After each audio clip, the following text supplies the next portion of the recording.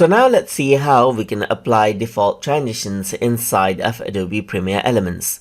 So to do that, I'm going to go around over here under the timeline menu, and then over here you can see that apply default transition is an option, but it is disabled right now. So first of all, you need to select out all the clips that you want to apply the transition in, and then go to timeline and then choose apply default transition. So it says the transition will be repeated and it's okay. So you can see that there's this transition right here, this transition right here. So default transition is applied in all of the clips, as you can see right here.